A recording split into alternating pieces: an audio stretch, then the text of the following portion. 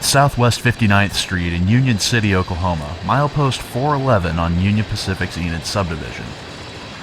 Cars on the road have to take it low and slow because of the snow, but for the railroad it's business as usual, train MFWWT making its nightly run northbound, not really giving a second thought to the snowstorm. I've wanted a shot of a train in the snow basically since I first started this channel way back in 2010. It only took me the better part of a decade to finally pull it off.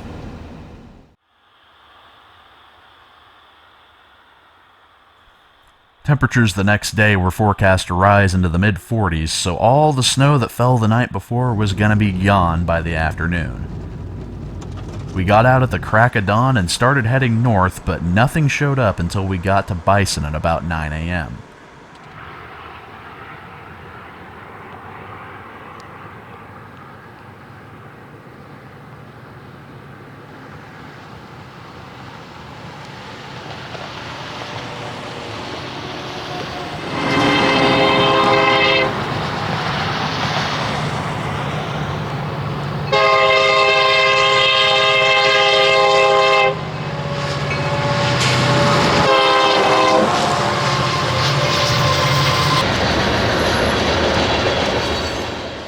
It kind of looks like a unit train, but the railroad considers this a mixed freight.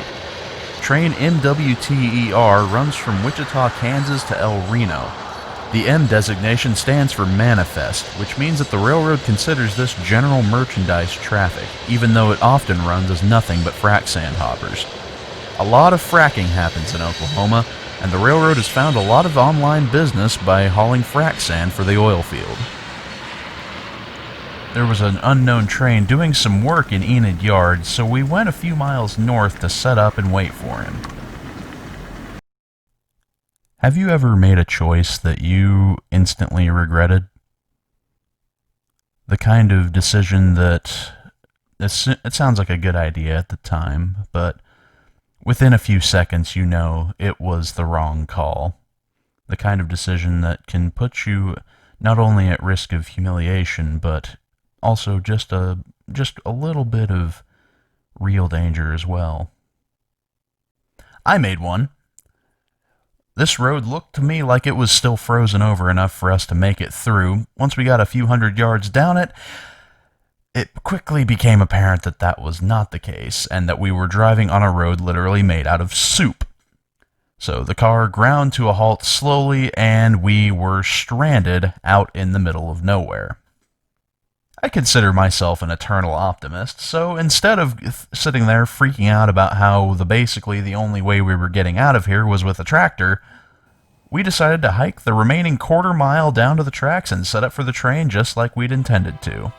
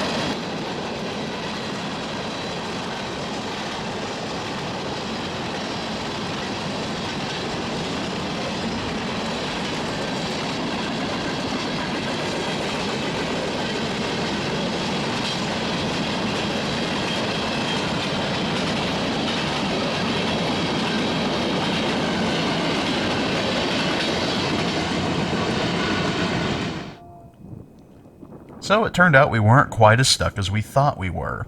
The car was getting no traction going forward, but we threw it in reverse and actually managed to back our way out of a third of a mile of mud.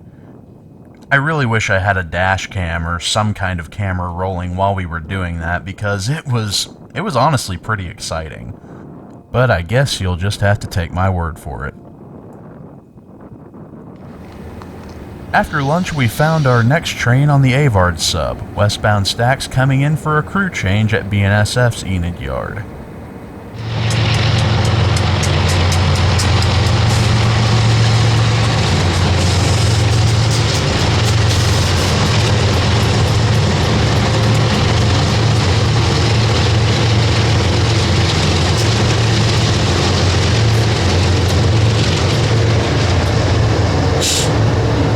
Enid is home to a small fleet of old grain elevator switchers, but they're mostly getting used for switching frac sand these days. Sitting idle next to us is CGRX 2508, an old CF7, and down the way is an old GP11 affectionately nicknamed Pistol Pete. With the fresh crew on board, the stack train resumes its journey westbound. Here he is at track speed in Carrier.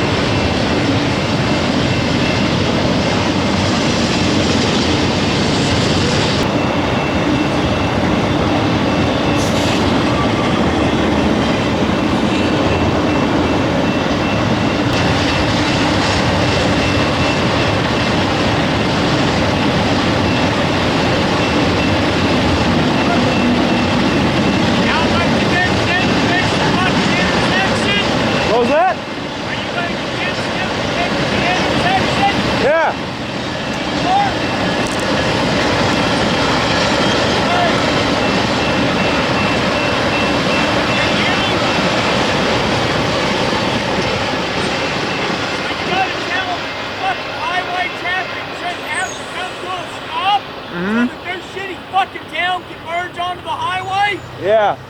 Good man.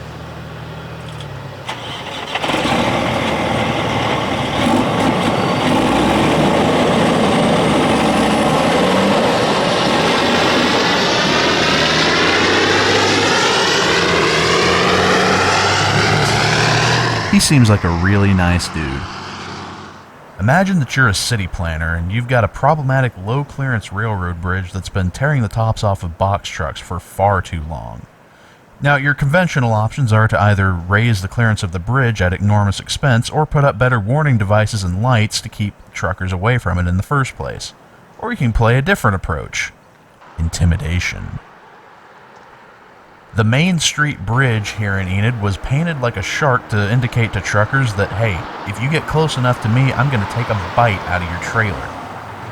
As you can see from the marks on the bridge, it doesn't work 100% of the time. Two trains showed up in the early afternoon. We had a local and a grain shuttle. The local had work to do in the yard, so the grain shuttle got routed south first.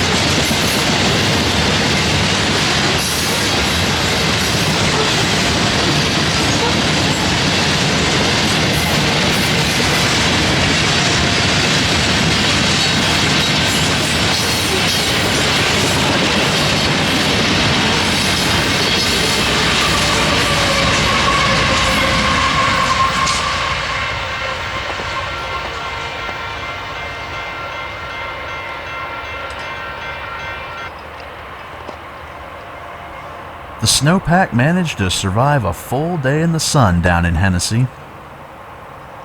LVO 55 was running right on the grain shuttle's heels, and so we went a few miles north to catch him at the Bison curve, where we'd started our day that morning. The snowpack here was completely gone.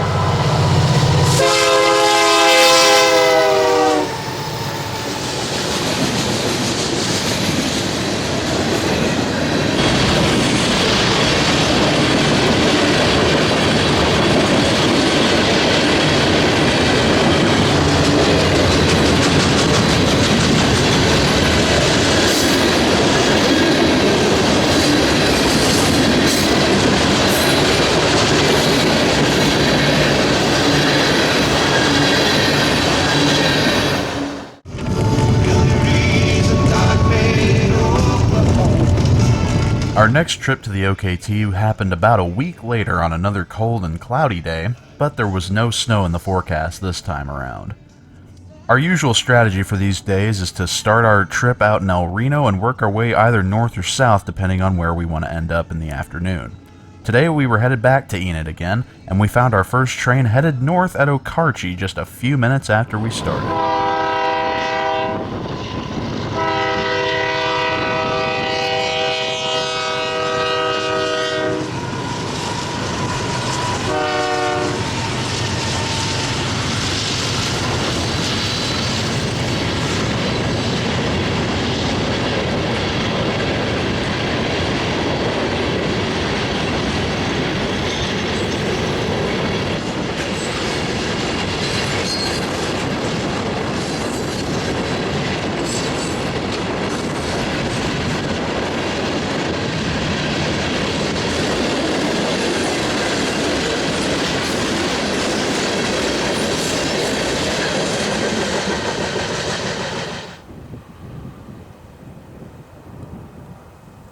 The rock train took the siding in Kingfisher for a meet.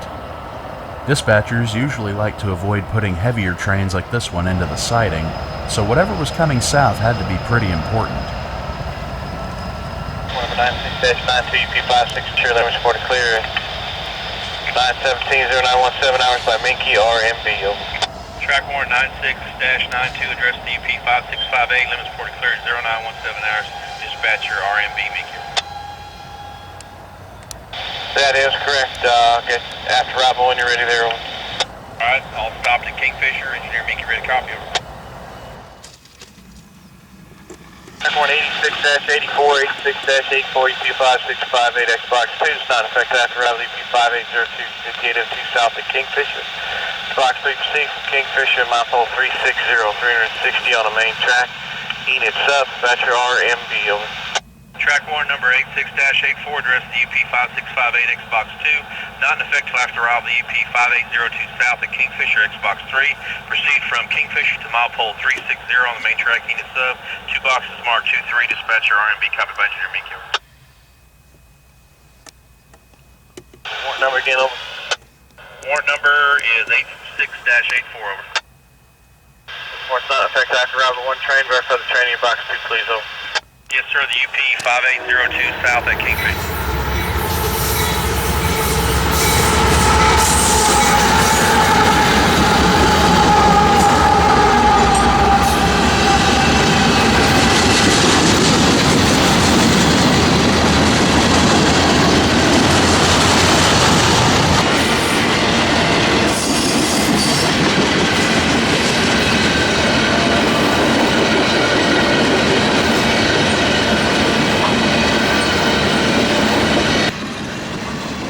Several of these military transport trains took the OKT south in January of 2019. They were all headed for the port of Corpus Christi, Texas, and I assume they were headed overseas from there.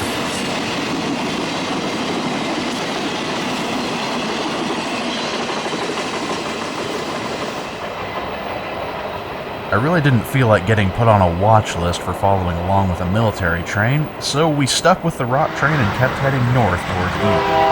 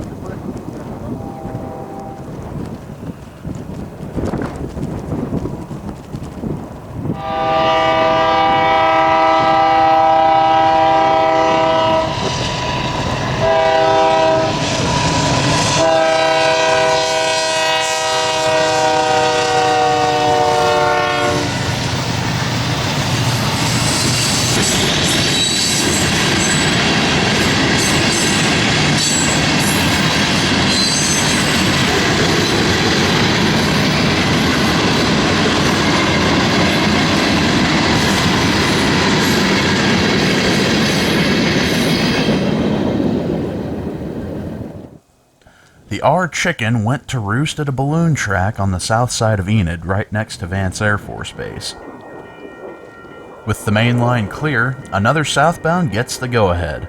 It's another version of the MWTER this time, all frac sand loads headed for El Reno.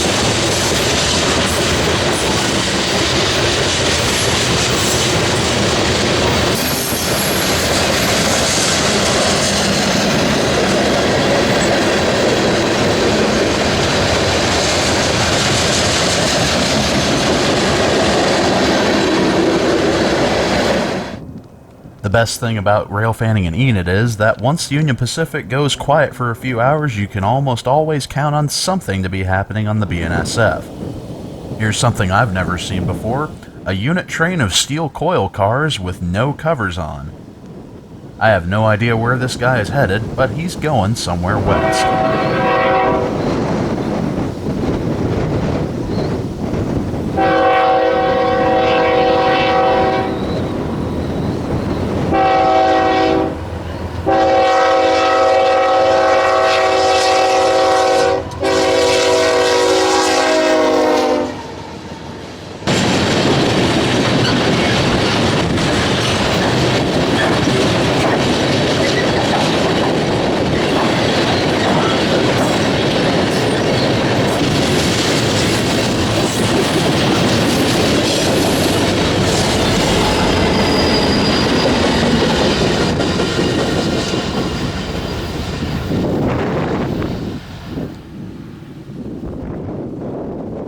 It wasn't long before the scanner good newsed us again. So, check number 95-12, 95-12P6714, box 3, yard limit 344, yard limit 400, on the main track, Enid sub, suspension WMD, come back, check Kelly, over.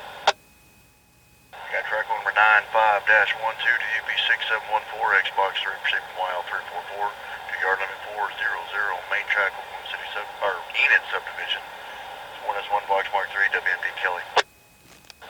95-12, okay, 1518, 1518, which WMD open.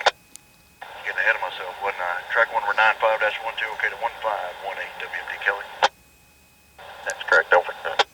That's correct. You got auto racked on the OKC sub, I guess?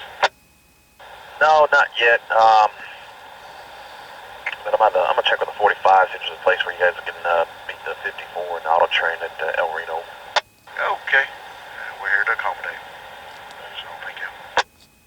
Watch out. LVO 55 is cleared all the way from Enid to El Reno, but there's just one little thing standing in the way before he can take off.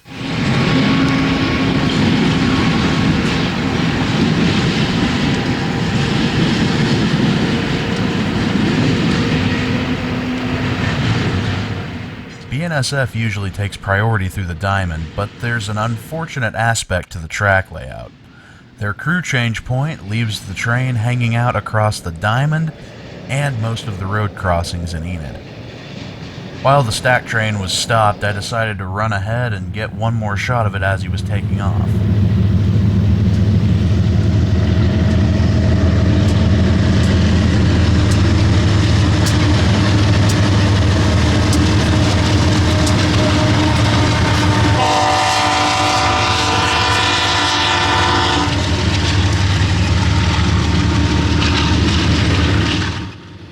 This hobby tends to be a game of trial and a pretty good amount of error. You take 2 steps forward, usually you're going to wind up taking 1 step back. Because I went for the stack train, I severely overestimated the amount of time it would take for LVO 55 to get underway again. It took me less than 5 minutes to get back to the diamond from shooting the stack train, and in that amount of time, he was gone, without a trace. As luck would have it, we got 2 southbounds for the price of 1, just like the week before. This time the grain shuttle was the one that went south second, and we got him at Wacomas.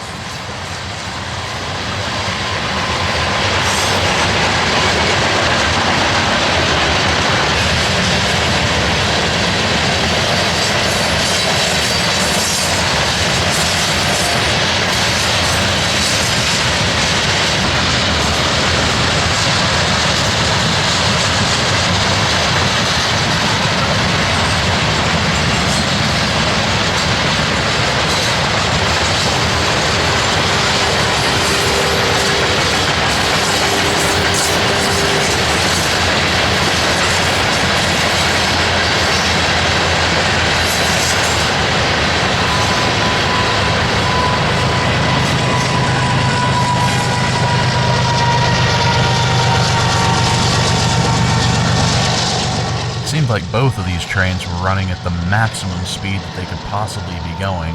It was really tough to keep ahead, but we finally got a lead by the time we got to Dover, by just a few seconds.